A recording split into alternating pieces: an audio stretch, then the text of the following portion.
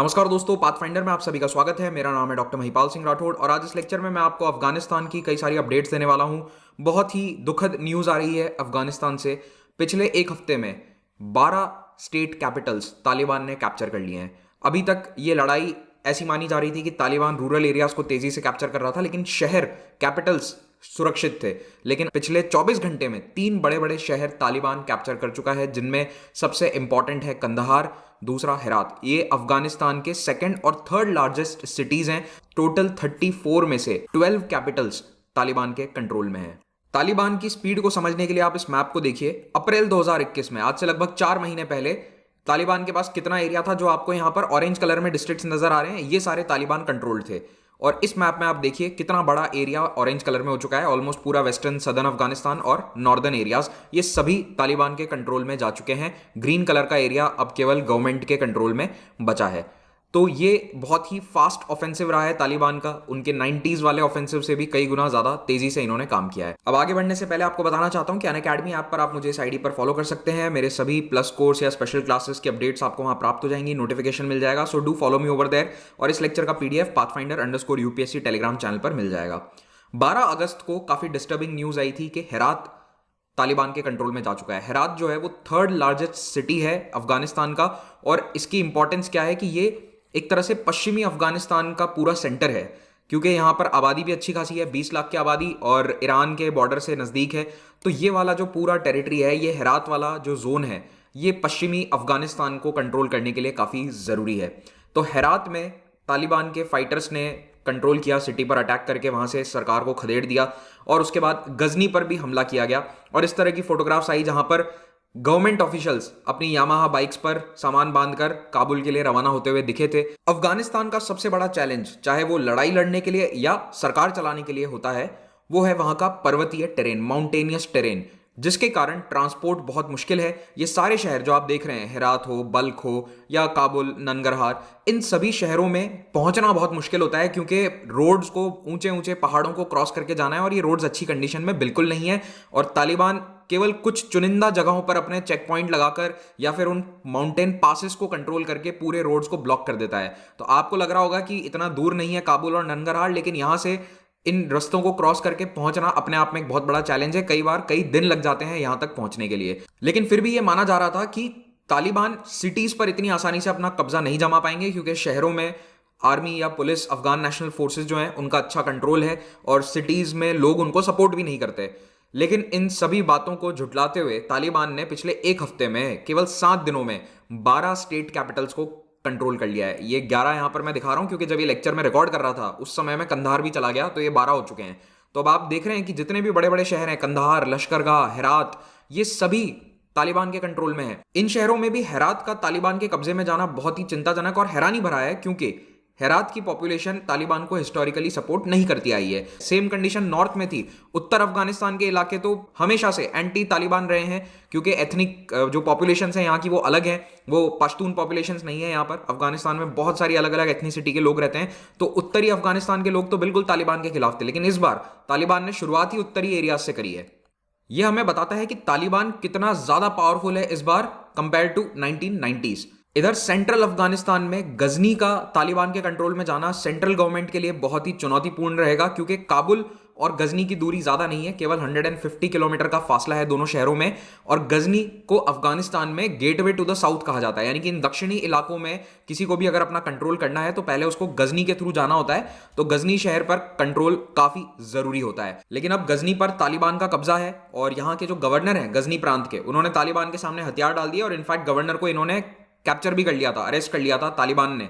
फिर उन्हें जाने दिया गया और जब उन्हें छोड़ा गया तो उसके वीडियोस तालिबान ने रिकॉर्ड करके सोशल मीडिया पर डाल दिए सब जगह। तो उसमें साफ दिख रहा है कि गजनी के गवर्नर अपनी गाड़ी लेकर निकल रहे हैं। दोनों तरफ तालिबान के जो फाइटर्स हैं अपनी जीत का जश्न मना रहे हैं। उसके बाद जब ये गवर्नर काबुल पहुंचे तो ऐसा बताया जा रहा है आज सुबह कि इन्हें अरेस्ट कर लिया है। अफगानिस्तान की गवर्नमेंट ने कहा कि आपने तालिबान के सामने हथियार कैसे डाल दिए, ये कहकर गजनी के गवर्नर को जेल में डाल दिया गया है। इधर दक्षिणी अफगानिस्तान में जब कंदाहार शहर पर हमला किया तालिबान ने, तो यहां पर सबसे पहले इन्होंने जेल पर अटैक करके जेल में बंद कैदियों को छुड़वा दिया। होता यह है कि जो कैदी जेल में है वो वैसे ही सरकार से या गवर्नमेंट से खुश नहीं होते, तो उनको ज्वाइन करवा दिया जाता है अपने तालिबान के साथ में। तो ये स्ट्रैटेजी इनकी हमेशा से रही है। तो यहाँ पर भी कंधार में भी जो सबसे बड़ी जेल है उस पर हमला करके इन्होंने इस जेल के कैदियों को आज़ाद कर दिया और अपने साथ शामिल कर लिया। कंधार एयरपोर्ट पर तो पिछले कई हफ्तों से तालिबान के हमले जारी थे और अब कंधार, जो कि सेकंड लार्जेस्ट सिटी है अफगानिस्तान का, वो पूरी तरह से तालिबान के कब्जे में आ चुका है। कंधार पर जीत तालिबान के आतंकवादियों के लिए न केवल एक मिलिट्री विक्ट्री है बल्कि एक साइकोलॉजिकल जीत भी है। मानसिक रूप से ये उनके लिए बहुत इंपॉर्टेंट होने वाला है, क्योंकि कंधार से ही तालिबान मूवमेंट की शुरुआत हुई थी 90 के दशक में, और कंधार तब पहला शहर था जिस पर इन्होंने अपना कंट्रोल जमाया था। अब अफगानिस्तान की सरकार और यूएस के लिए चैलेंज ये है कि वो अपनी एयरफोर्स को कैसे इन सभी शहरों पर हमला करने के लिए भेजेंगे। वैसे ही बहुत कम एयरक्राफ्ट्स हैं, कम हेलीकॉप्टर्स बचे हैं जो हमला कर सकते हैं। अब गजनी और कंधार जैसे शहर इनके हाथ से जाने के बाद यहां पर भी इन्हें हेलीकॉप्टर्स को डिप्लॉय करना होगा। एयर सपोर्ट बहुत ही क्रूशियल है अफगानिस्तान में, क्योंकि मैंने आपको बताया सड़कों की सिचुएशन अच्छी नहीं है। तो सैनिकों को एक से दूसरी जगह पहुंचाने के लिए कई बार एयर सपोर्ट का ही सहायता ली जाती है, या फिर हेलीकॉप्टर या प्लेन्स के माध्यम से इन्हें ट्रांसपोर्ट किया जाता है। लेकिन अब ये दिन ब दिन मुश्किल होता जा रहा है, क्योंकि आप पूरे देश में इस तरह से सैनिकों को नहीं पहुंचा सकते। अफगानिस्तान के इस हालात पर दुनिया की सरकारें किस तरह से रिएक्ट कर रही हैं ये भी जान लेते हैं।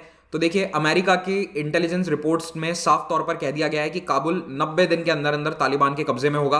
Kabul will fall in 90 days. और यूएस गवर्नमेंट अपने नागरिकों को कह चुकी है कि तुरंत अफगानिस्तान को छोड़ दो, जो भी फ्लाइट मिले उससे बाहर निकल जाओ। अफगानिस्तान से फ्लाइट नहीं मिलती है तो एम्बेसी से संपर्क किया जाए, और इन्होंने अपनी एम्बेसी स्टाफ को भी वहां से निकालना शुरू कर दिया है।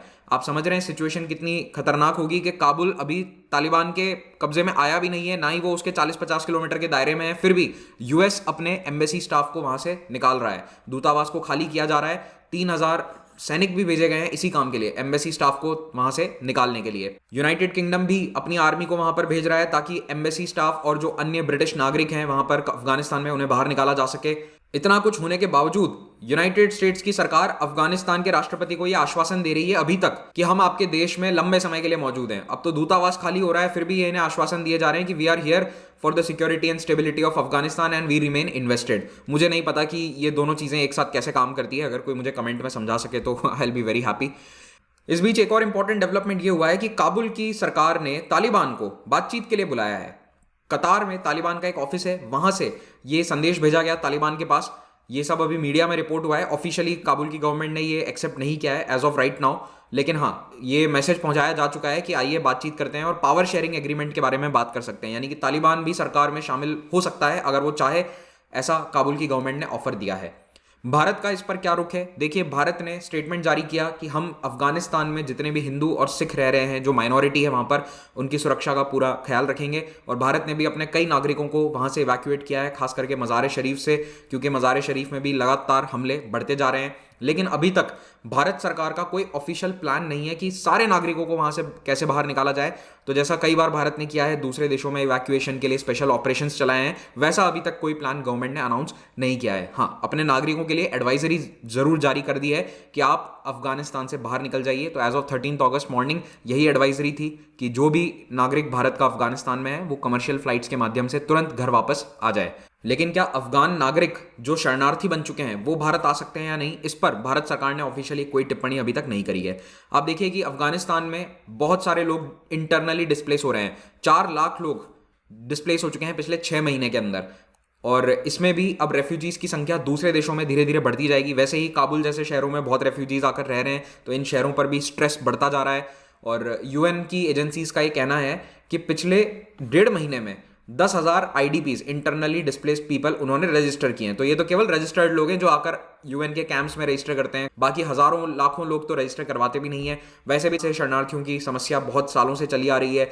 तो लगभग 26 लाख अफगान रेफ्यूजीज हैं, जिनमें से 15 लाख के करीब पाकिस्तान में, 8 लाख के करीब ईरान में, और अभी 6,000 के करीब ताजिकिस्तान भी पहुंच चुके हैं। तो ये रेफ्यूजीज की समस्या बढ़ती जाएगी पड़ोसी देशों के लिए। तो इसीलिए जल्द से जल्द ये अफगानिस्तान की सिचुएशन में रेजोल्यूशन कुछ चाहेंगे। एक बात बहुत इंटरेस्टिंग है, अगर आप ध्यान दें, तालिबान ने सबसे पहले उन एरियाज पर कैप्चर किया है जो अफीम की खेती के लिए बहुत ही उपयुक्त हैं। तो तालिबान की इनकम का सोर्स क्या है? इतना पैसा कहाँ से आता है तालिबान के पास? ये इलीगल ओपियम को सेल करते हैं वर्ल्ड मार्केट में, और ये जितना भी सदर्न रीजन है ये दुनिया में सबसे बड़ा ओपियम प्रोड्यूसिंग एरियाज में से एक है। तो उत्तरी डिस्ट्रिक्ट्स और यहाँ पर सदर्न डिस्ट्रिक्ट, यहाँ पर पॉपी कल्टीवेशन बहुत है, अफीम की खेती होती है यहाँ पर, और इसी को बेचकर तालिबान अपना रेवेन्यू इकट्ठा करता है। अफगानिस्तान के हजारों शरणार्थी पिछले कुछ सालों से यूरोप का रुख भी कर रहे थे। ऐसे में यूरोप में बहुत सारे अफगान शरणार्थी हो गए हैं, लेकिन यूरोपियन गवर्नमेंट्स इनमें से कईयों को डिपोर्ट कर रही थी। डिपोर्ट का मतलब होता है कि इन्हें यूरोप से फिर से अफगानिस्तान भेजा जा रहा था, क्योंकि ये इलीगली वहां पर पहुंचे थे। तो ये कार्यक्रम लगातार चल रहा था, लेकिन अभी यूरोप के कई देशों ने इस प्रोग्राम पर रोक लगा दी है, क्योंकि उन्होंने देखा तालिबान की सिचुएशन वहां पर कितनी ज़्यादा बढ़ चुकी है अफगानिस्तान में। तो ऐसे में उन लोगों को वहां पर जाते ही खतरा होगा कि उन्हें मार दिया जाएगा या सिक्योरिटी सिचुएशन अच्छी नहीं है। तो इन इलीगल शरणार्थियों को अभी फिर से अपने देश नहीं भेजा जा रहा है, इन्हें डिपोर्ट नहीं किया जा रहा है। ये प्रोग्राम यूरोपियन देशों ने रोक दिया है। तो ये कुछ अपडेट्स थी जो मैं आपको अफगानिस्तान की सिचुएशन पर देना चाहता था।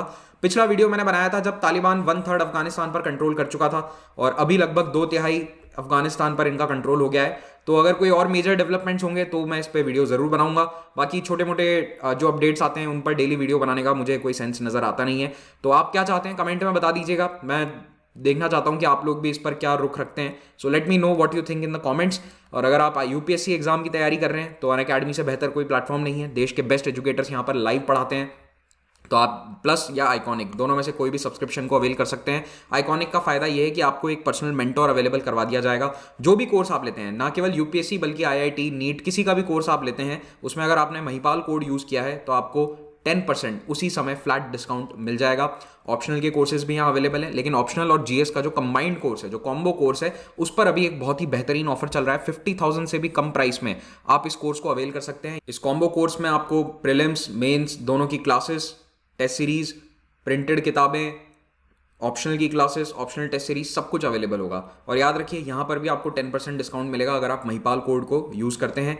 और इस सब के उपरांत कई सारे अन्य ऑफर्स भी चल रहे हैं। फॉर एग्जांपल ईएमआई ऑफर पर आप इस कोर्स को हर महीने एक छोटे से अमाउंट को पे करके अवेल कर सकते हैं। ऑप्शनल के नए बैचेस स्टार्ट होने वाले हैं बहुत सारे। अभी आपको एक्सटेंडेड वैलिडिटी भी मिल जाएगी मेंस तक अगर आप 1 ईयर या 2 ईयर सब्सक्रिप्शन लेते हैं। और जैसे ही सब्सक्रिप्शन लें तो एक बैच ज्वाइन कर लें। बैच हर वेडनेसडे को नया बनता है। 18 अगस्त से ये नए बैचेस बनने वाले हैं। 1 ईयर, 2 ईयर बैचेस आप देख सकते हैं। तो इन सभी बैचेस में आपकी एक टाइम टेबल के साथ पढ़ाई होगी। फिनिक्स बैच है, उसमें मेरा मेडिवल हिस्ट्री का कोर्स शुरू होने वाला है। तो कोई भी इस क्लास को अटेंड कर सकता है जिसके पास भी प्लस सब्सक्रिप्शन है। तो इसका लिंक आपको नीचे डिस्क्रिप्शन में मिल जाएगा। सो ज्वाइन दिस कोर्स। 19 अगस्त को ये स्टार्ट होने वाला है और 12 घंटे की क्लास के अंदर हम पूरी मेडिवल हिस्ट्री को कवर कर लेंगे। इंडिपेंडेंस डे के उपलक्ष्य में अनअकैडमी स्पेशल सीरीज चला रहा है 14 और 15 अगस्त को। तो 14 अगस्त को आप अनअकैडमी का जो लेट्स क्रैक यूपीएससी चैनल है वहां पर 12 टीचर्स से लगातार 12 घंटे तक ये टॉपिक्स को पढ़ सकते हैं। 6 बजे मेरी क्लास होने वाली है, इसमें जरूर शामिल हुई है। मैं 1971 के इंडिया पाकिस्तान वॉर के बारे में आपको बताऊंगा। ये सारे टॉपिक्स बेसिकली भारत की आज़ादी और उसके बाद हमारा जो डेवलपमेंट रहा है उस पर फोकस्ड होंगे। और 15 अगस्त को भी स्पेशल क्लासेस होने वाली हैं आज़ादी के आंदोलन के नेताओं पर। तो इसमें सरदार वल्लभ भाई पटेल पर जो क्लास होगी 4 बजे, वो मैं ले रहा हूँ। इसको जरूर ज्वाइन कीजिए। प्लेटफॉर्म पर 4 फ्री टेस्ट सीरीज हैं, इनका उपयोग कीजिए। प्रीलिम्स में स्कोर इंक्रीज होगा। कहीं पर भी अनलॉक कोड मांगा जाता है तो you can use this code. हर रविवार को यूपीएससी कॉम्बैट होता है 11 बजे। इसमें हिस्सा लेकर आप स्कॉलरशिप जीत सकते हैं। तो ये जितने भी सब्सक्रिप्शन मैंने आपको बताए ये आप फ्री में अवेल कर सकते हैं अगर आप कॉम्बैट में अच्छी रैंक लेकर आते हैं तो। Thank you very much for watching this. Have a great day.